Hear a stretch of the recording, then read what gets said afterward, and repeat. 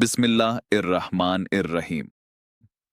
और जब वो नमाज के लिए खड़े होते हैं तो सस्ती के साथ खड़े होते हैं, लोगों को दिखाने के लिए, और अल्लाह को बहुत कम याद करते हैं। कुरान 4:142। इमाम जाफर सादिक ने फरमाया, रिया अपनी हर सूरत में शिरक है। बेशक जो शख्स लोगों के लिए अमल करता है उसका इजर उन्हीं लोगों के पास है, और जो शख्स अल्लाह के लिए अमल करता है उसका इजर अल्लाह के पास है। उल कलीनी अल काफी जल्द 2 सफ़हा 402।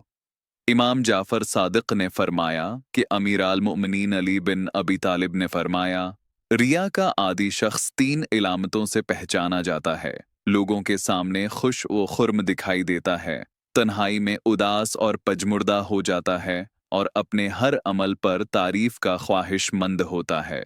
अलकलीनी अल काफी जल्द 2 सफ़हा 295। रिया क्या है?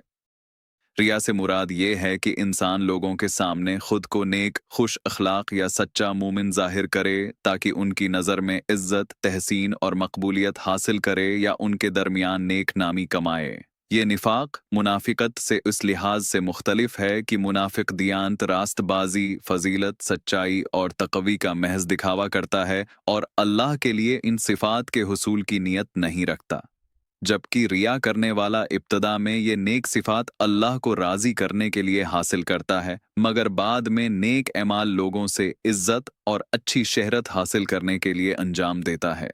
रिया के मराहिल। पहला मरहला, इंसान अपने दीनी अकायद का इजहार करता है और दीनी तालीमात के इल्म की नुमाइश करता है, ताकि लोगों की नज़र में खुद को एक दयानतदार और काबिल एतमाद शख्स जाहिर करे और उनका एहतराम व एतमाद हासिल करे।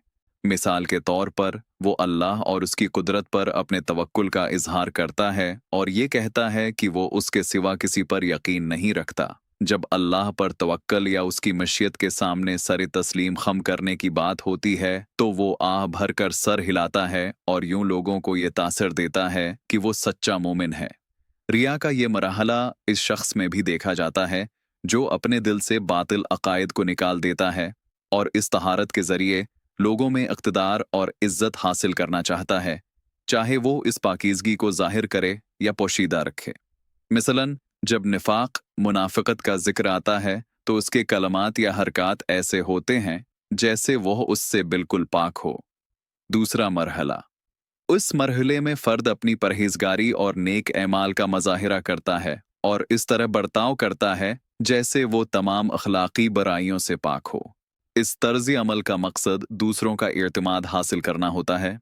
मिसाल के तौर पर कोई शख्स सिदका देता है या बुलंद रूहानियत के दावे करता है ताकि लोगों की इज्जत और तारीफ हासिल करे।